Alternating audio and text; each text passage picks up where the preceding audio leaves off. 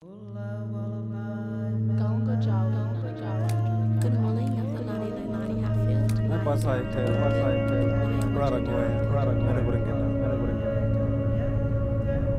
When I hear my language spoken, I feel a sense of pride, I feel a sense of belonging.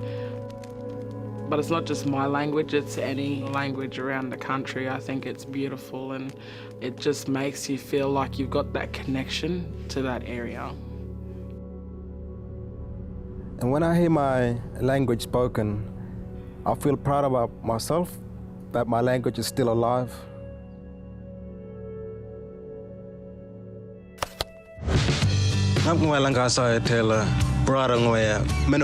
Top End. Hello, my name is Azai Taylor. I'm a Barada person from Meningura in the Top End. Yura Grumba, Nari Glendenolda, Nari Jara Marambam, Minjeriba, Mogumpin, Quandamuka. Hello, my name's Professor Len Collard. I am a Wajak Noongar person and I'm going to speak to you in Noongar. Kaya, ngan kwela Len Collard. I'm a Noongar Marman, ngan wanganin ngala Noongar da. You're listening to ABC Local Radio. In all the years of radio broadcast in Australia, the language used by our national broadcaster for the station IDs across the whole of the country has been English, or station calls. This changed in 2014 when First Languages Australia formed a partnership with the Australian Broadcasting Corporation, and the voices of our people began to be heard across the land. These station calls have now been heard in over 30 languages. My name is Jennifer Knighton and I am a Gidja woman and a member of the First Languages Australia National Committee. First Languages Australia is the peak body supporting community language programs. We work to develop resources for community programs, provide communication between thousands of people in our network, and advocate to government to make critical changes to the way we meet their commitments to first languages in this country. There are now over 200 languages being actively supported at this time.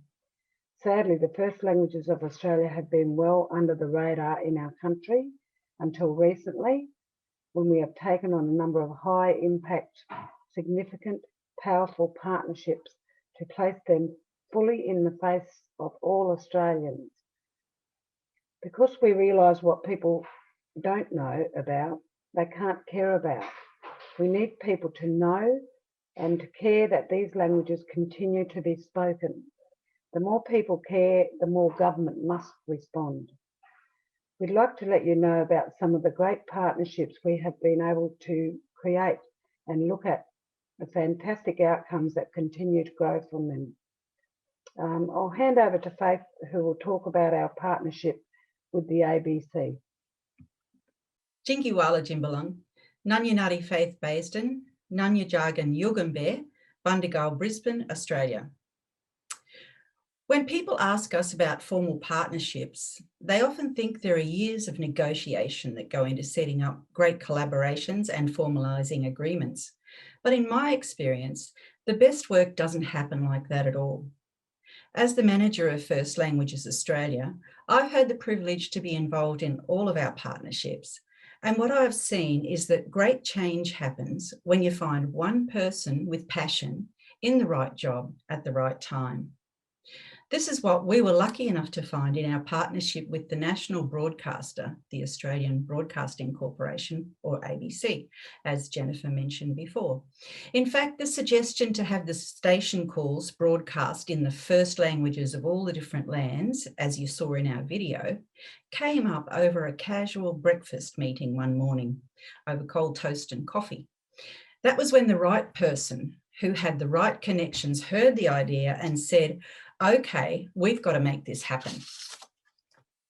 It was the passion of just one other person in the ABC who helped to start a project called Mother Tongue that ended up producing over 250 professionally made videos of individual language stories. It was the passion of regional filmmakers who helped us launch a national children's language song competition that reaches to thousands of school children each year. The latest stage of the project is called Place Names. It's called This Place, and it's created a gallery of over 70 stunning place names videos that tell people about the original naming, the meaning of those names, and the stories behind them. These have always just been dots on the map for non-Indigenous Australians before, and now they're coming to life with this new understanding. It's a condition of the partnership that all of these films are given to the community for their own use as well. And each week on the ABC, they have their own long-running programs. You may have something similar in your own area, whether it's the gardening program, the travel program, or, the country life program. But each of these now shows the language of the land where the filming of the show took place. The broadcasters pay our language speakers to teach them how to use the language greetings, to pronounce them properly, and manage the pronunciation in the right way. So it's estimated that through this powerful partnership, our awareness raising and educational campaign has reached conservatively over 20 million people. Here's an example of one of the films from the ABC collection. This one was made by the language speakers themselves, with the ABC film crew guiding and training them in the filmmaking process. When our people hear the word fish, we feel real happy about fish. Fish is our life source. G'day, my name is Kevin George. I'm a Bardi-Jawi Ranger, and today we're talking about fish, which is our Bardi language. In Bardi country, we're fortunate to have quite a lot of different species of fish. We've got Kambal, Jeral, Yawarlil, Kuller. One method we use to catch fish is with fish traps. The Bardi word for fish trap is mayur. So we get the rocks and put it together and form a wall, and when the water comes in, the sea comes in, the fish will come in with the sea. Fish get confused with waves and whatnot, pounding around, and they look around for shelter, and these places are a bit of a shelter, these fish trap mayurs. And when the water drains out, the fish can get stuck into the mayur fish trap. Well, that's the only time you can get access here. When it's low tide, can't come here when it's full. 1 hour till the tide starts rushing in. We're getting a bit of data about where these fish traps are, try to restore this fish trap to its original condition, yeah. We're getting back to what we believe is our connection with our people and with our tribe of yesteryear. And then there's a feeling when you get to these fish traps, the old people are with you there, helping you along to do this job which they would have approved of. We've got Mamre Namij, Jord, Parambar, of course, from my country, Pendabe is very... I'd like to hand you over now to Teresa Sainty, who'll tell you about an incredible partnership that we have with the Australian Department of Foreign Affairs and Trade. I'm Teresa Sainty, a Pakara woman from Lutruwita, which is the proper name for Tasmania. I'll be talking to you about the Department of Foreign Affairs partnership with First Languages Australia. So in 2019, the Department of Foreign Affairs and Trade, which I'll call DFAT, designated that Aboriginal and Torres Strait Islander languages of Australia would be the focus of their International Speakers Series. DFAT engaged First Languages Australia as a partner organisation to deliver the Indigenous Speakers Series. First Languages Australia identified language artists and activists who were capable of advocating passionately for their languages to be part of the Speaker Series. And I was very lucky to be one of those speakers, and I'll talk a little bit about that at the end of the introduction. So the Speaker Series presented Indigenous Australia as a point of international connection and unique difference, increased understanding of our diverse and unique cultures, engaged audiences and opened conversations about past, present and future issues facing First Nation peoples in Australia and right across the world. There were 23 language artists and advocates who visited 16 Australian consulates. The international speaking engagements provided audiences with the opportunity to learn firsthand from the speakers why Indigenous languages are important, how they are being preserved and promoted, and their significance to the First Nations people of Australia. The speakers interacted with other custodians of Indigenous languages and reached out to people who, until then, had little knowledge or understanding of Australian Indigenous languages and cultures. So, as a part of the speakers series, I was fortunate enough to be able to travel to Nauru. After being there for almost a couple of weeks, I think, I visited community groups like an elder ladies church group and yarned with them. I was entertained by young people who are dancers in their traditional way, some beautiful singing, language everywhere. I'd now like to hand over to Jennifer, who will talk to you about our education partnerships. Thank you. In November 2016, First Languages Australia gathered 100 language educators from around the country in Adelaide for the National Aboriginal and Torres Strait Islander Languages Teaching and Employment Forum. This historic event brought teaching institutions, state and primary and territory education authorities, language centres and community language teachers together to work toward a coordinated approach to the training and employment of Aboriginal and Torres Strait Islander language teachers. First Languages Australia established and continued to maintain a partnership with all the state education departments and state government in Australia, with a focus on supporting the delivery of Aboriginal and Torres Strait Islander languages curriculum in Australian schools. Nintaringi is a tool to support and guide departments in each state and territory to establish Aboriginal and Torres Strait Islander language, teacher training and professional development. First Languages Australia, its predecessors and state language bodies, have been working for many years with curriculum authorities to develop Aboriginal and Torres Strait Islander language syllabuses to support communities interested in teaching their languages in schools across the nation. Although many states and territories have been implementing an Aboriginal languages curriculum, the release of the Australian Curriculum Framework for Aboriginal Languages and Torres Strait Islander languages in 2015 was a significant moment for First Languages. Nintaringi highlights the key action of our state and territories' associate consideration to develop and support Indigenous language teachers in schools appropriately. Some of the key actions from this have been language teacher training, learning the language required to teach, teacher registration, community protocols, working with the education system. After producing Nintaringi, First Languages Australia approached the Commonwealth Government, which is now funding the development of a national strategy for the teaching of languages and the development of resources. One is Ma. My name is Daniel.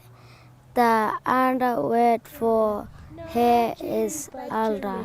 I am good. I am good. Mininji Nektumukta Holly. I teach 3 to 5 year olds the Gunai language in the local area.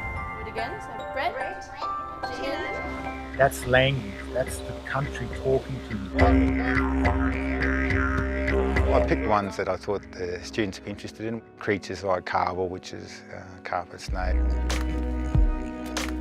The Kambuji, which is Yabi. Urdu Garaman, which is Kangaroo. Language is really one of the cornerstones of culture, I believe. The Wiradjuri Nation is the biggest in New South Wales, but second biggest in Australia.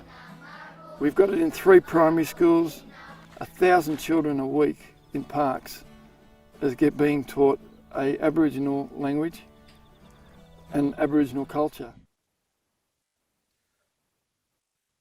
Place names in Australia are a way for Australians to learn about their country and to learn to love their country even more. Because the place names are the original names of the country and they embody the spirit of the country as well as geographic information. But the spirit is far more important. And local government organisations are crucial in this understanding and making these names available to people. Not just the name itself on a street sign, but the very essence of the country, so that the name is explained, saying where it comes from, who the people were who gave it that name. And I'm absolutely certain that this is going to be a boon for tourism. It'll be a boon for local government because there'll be far more visitation to places where these names are explained, because overseas tourists and Australian tourists have been asking this for a very long time, but there's been this reluctance in Australia to actually embrace one of the jewels of the country, and that's the names. And we've been working towards this for a long time through our Australian First Languages Australian Place Names project. And I think we're on the cusp of a real exploration of our country and our language. And I think it's a turning point for Australia. I've always felt that here's a way of learning culture. We can talk about the future of our country and how we fit in it together and how we'll work together for the country. There are so many benefits to it. And I'm so pleased that we've been able to get this far. And I'm thrilled that local government are interested in coming on the journey with us. And I hope that means that Tourism Australia will join the troop as well, because it's going to be a boon for tourism. It's a boon for the country.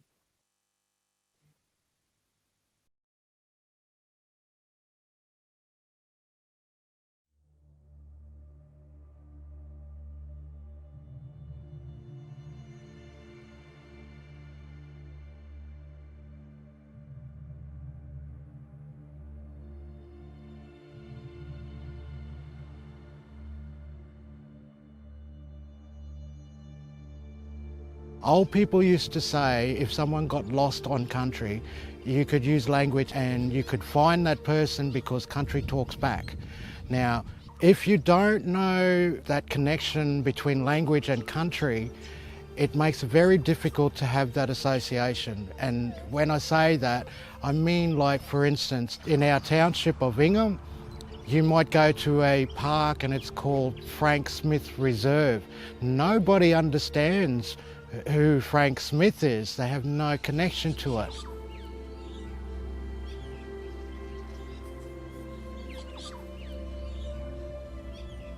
Once we had done putting Wargamay language back on country, it had a huge impact not only on us as custodians of this country, because it's part of our healing process and connecting us and identifying, but also it was an opportunity for white people to then tap into this history, this wealth of history, of knowledge of country. And the words that we used were very apt. They described a place, or they were in recognition of a place or a person that came from that place. To wrap up and talk about some of the important things that we're doing, one very important role that we take setting up and supporting the partnership is that we develop a set of protocols for the partner organisations and their staff to go about working with First Languages speakers in the communities. We have heard from every one of our partners that the lack of this voice in between has been what has stopped them from attempting to do great work in the past. People don't want to give offence to do things the wrong way. So First Languages Australia has taken the role of introduction, coordination and providing guidance to our partners on the respectful way to work with our language speakers and our community teams. We're proud of the body of work that has come out of our shared projects and strong partnerships and the great outcomes that these have had for our communities. So thank you today for letting us share our story with you on behalf of all our team. I'll just say ora ora, goodbye.